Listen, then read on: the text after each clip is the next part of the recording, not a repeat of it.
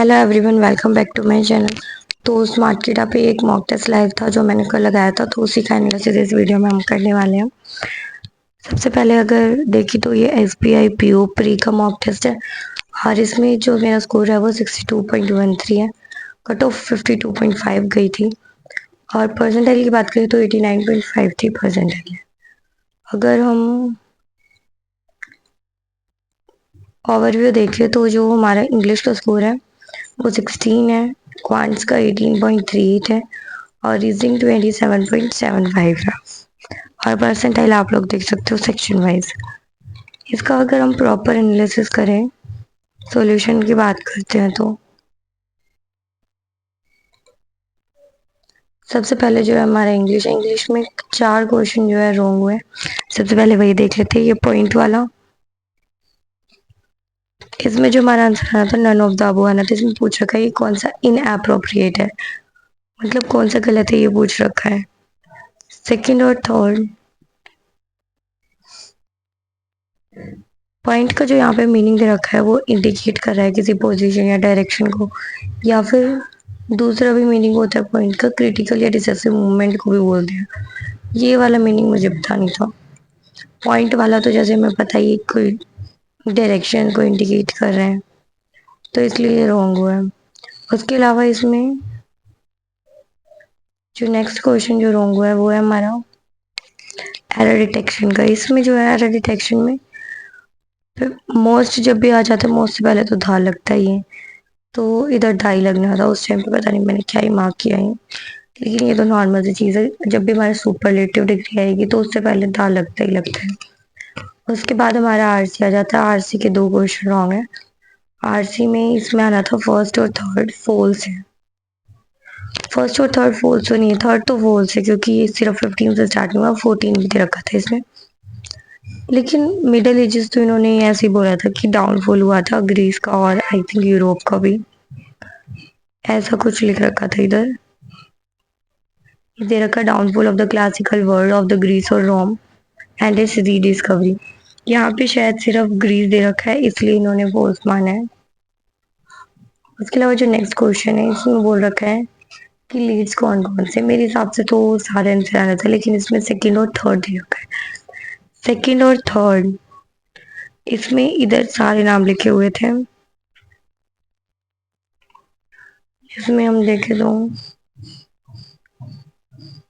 ये रिडेंटे और पेट्राज इधर दे रखी है, ये प्रेडिसर्स हैं। और इन्होंने पूछ क्या रखा है, इन्होंने लीड्स पूछ रखा है। और इसके चीफ आई थिंक ये प्रीडिसर्स है, तो प्रीडिसर्स नहीं बता देते हमें, डेंटे और यही इन्होंने एक्सक्लूड कर रखे। सेकंड और थर्ड आंसर है, तो उस वजह से ये रॉन्ग हुआ है। अदरवाइज बाकी क्वेश्चन जो है रह गए थे और कुछ हमारे ठीक है। जो ठीक है वो वाले ये कुछ मीनिंग वाले हैं। उसके बाद स्केल वाला इसमें थोड़ा सा कंफ्यूजन था, तो ये मैंने स्किप कर दिया था। उसके अलावा बो, जैसे तो तीर को बोलते हैं आई थिंक, टॉप और हाफ ऑफ द बॉडी ऊपर वाले उसको भी बोलते हैं। और downwards as a sign of respect, to say hello और गुड बाय, इस तरीके से भी इसको यूज किया जाता है। उसके अलावा जो है हमारा एरर डिटेक्शन दे रखा है। इसमें जो है यहाँ पे 2 बार टू का यूज कर रखा है, जबकि हम इस तरीके से टू हो गया या फिर कोई भी प्रीपोजिशन या फिर ये हम एक ही बार लगाते हैं, अदरवाइज ये सुपरफ्लुअस सेंटेंस बन जाता है, तो इसीलिए यहाँ पे दोबारा टू नहीं आना था।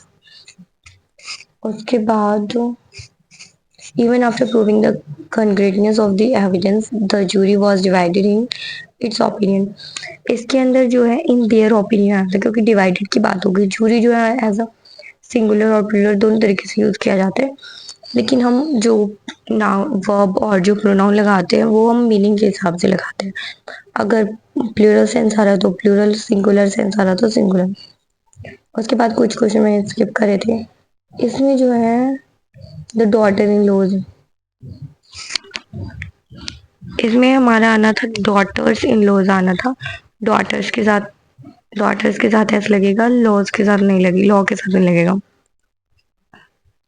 उसके अलावा इसमें हमारी क्या मिस्टेक है, ये मतलब पूरा सेंटेंस ठीक है, इसमें कोई मिस्टेक ही नहीं है।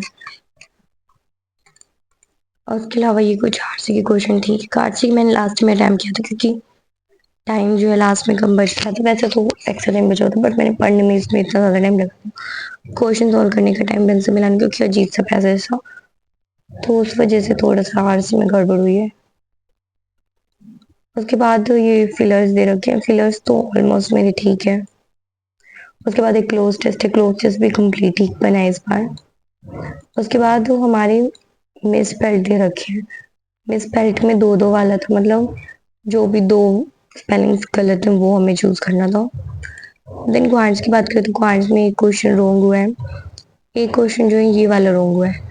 जो भी रूट के अंदर होता है उससे हम इसको डिवाइड कर देते हैं, तो हमारे इधर बचेगा 4 और 60 10 और 6 ही आ जाएगा इधर। तो 10 और 6 को फिर 4 से मल्टीप्लाई भी करना पड़ेगा। इसमें मेरा जो आंसर आया था वो y इज ग्रेटर बन रहा था, लेकिन आंसर जो है x और y कांट भी एस्टेब्लिश हो। इधर माइनस प्लस है तो प्लस प्लस हो जाएगा, और इधर माइनस माइनस है तो इधर प्लस माइनस हो जाएगा। शायद मैंने सारे प्लस प्लस ले लिए इसलिए मेरा वो आया था, तो यही मिस्टेक हुई। उसके अलावा जो मैंने क्वेश्चन किया उसमें कुछ अप्रॉक्सीमेशन के क्वेश्चन थे, कुछ अर्थमेटिक के थे और एक ये डीआई थी। इस डीआई में जो है हमारे परसेंटेज दे रखी थी, परसेंटेज और कानपुर की इसने बता रखी थी कि कितने नंबर ऑफ परसेंट, मतलब 16% की वैल्यू 3600 थी तो 1% की निकाल ली थी उस हिसाब से, और फिर आगे के क्वेश्चन सॉल्व करने थे, तो ये इजीली हो गए थे। उसके अलावा कुछ ये अर्थमेटिक के क्वेश्चन है आगे, फिर हमारे और क्वाड्रेटिक की क्वेश्चन है। देन लास्ट में एक ओडी आई थी वो मैंने करी थी। इसके पूरे 5 क्वेश्चन कर रखे मैंने, इधर डिफरेंस दे रखा है और इधर एवरेज दे रखा है, मतलब इसका डबल करना था फिर इसमें से माइनस करके उसका हाफ करके। इंग्लिश नॉवेल्स तो है ज़्यादा थी, शायद इंग्लिश वाली ज़्यादा थी हर की इसमें फ्रेंच वाली से, तो उस हिसाब से हमें डिस्ट्रीब्यूट करनी थी। फिर बीच में एक और आई थी ये रही एक, ये हमारी थी 400 पीपल दे रखी है और 3 सब्जेक्ट दे रखे, मतलब केसलेट बनेगी इसमें। ये वाली केसलेट मैंने अटैम्प्ट नहीं करी, मैं सिर्फ देखा था कि एक आई हुई, लेकिन इसमें कई बार ज़्यादा टाइम लग जाता, कई बार कम बंद, तो इसीलिए इसको मैं लास्ट में अगर टाइम बचा तो करती हूँ। वैसे भी 3 ही क्वेश्चन थे इसके, तो मैंने अर्थमेटिक ही प्रीफर करी थी। उसके अलावा रीजनिंग में काफ़ी क्वेश्चन गलत हुए हैं। रीजनिंग में जो गलत हुए हैं वो एक मेरी पजल गलत बनी थी, उसकी वजह से गलत हुआ, मैंने गलत पढ़ लिया था। इसमें जो है अगर मैं आप लोगों को प्रॉपर बताऊं तो इसमें जो मैंने पजल बनाई थी इसमें मैंने एक पॉइंट गलत पढ़ रहा था, उसमें जो है हमारी 2 पॉसिबिलिटीज बन रही थी सारी पजल में, तो जो गलत वाली थी उसको मैंने ठीक मान लिया और जो ठीक वाली थी उसको गलत मान लिया। मैंने एक कुछ पॉइंट ध्यान से उस टाइम नहीं पढ़ा, लेकिन मैंने बाद में जब इसका एनालिसिस करा तो देखा है वो मैंने गलत वाली एलिमिनेट कर दी और ठीक वाली को ले लिया, तो इसके 4 क्वेश्चन रॉन्ग हो गए हैं और इसी वजह से परसेंटाइल भी डाउन गई है। अगर ये वाली ठीक हो जाती तो 4 क्वेश्चन तो 4 मार्क्स ऐड हो जाते, एक तो फिर भी ठीक है क्योंकि एक तो बाई चांस जो है हमारा ठीक हो ही जाता है, क्योंकि जो मेरे कॉर्नर्स पे आने थे ना, आ तो वो कॉर्नर्स पे ही रहे थे, जो बीच में आने थे उसकी पोजीशन चेंज हो रही थी, तो उस वजह से रॉन्ग हुआ है। तो इसमें ऑड वन आउट निकालना था तो बाकी सब कॉर्नर पे थे, एक ऑड में आ रहा था, इस तरीके से जो है बीच में आ रहा था, तो उस हिसाब से अलग तो हो गया था, डिफरेंस बता। और एक वाली एक ये जो पजल है ना ये रह गई थी और ये अभी तक मैंने सॉल्व करी भी नहीं है, अभी मैं इसको सॉल्व करूंगी। ये तो कंप्लीट ही रह गई थी, इसको मैंने ट्राई ही नहीं किया था क्योंकि इसमें वेरिएबल भी दे रखा था और मैंने उस टाइम पे ये नहीं देखा कि इसमें हमारा डेज भी दे रखे हैं। डेज वाली पजल कंपैरेटिवली इजी होती है तो इसको अटेम्प्ट कर लेना चाहिए था। उसके बाद कुछ सिलोगिज्म्स के क्वेश्चन थे, सिलोगिज्म के कुछ ज़्यादा ही क्वेश्चन थे, इसमें 4-5 क्वेश्चन थे, 5 क्वेश्चन है। उसके बाद फिर एक इस टाइप के क्वेश्चन थे, ये अल्फ़ाबेटिक सीरीज़ वाले जो आते हैं, 3 अल्फ़ाबेट दे देते हैं कोई वर्ड, कभी कुछ वर्ड ऐड कराते हैं, कभी कुछ डिफरेंस पूछते हैं, तो इसमें भी एक रॉन्ग हुआ है।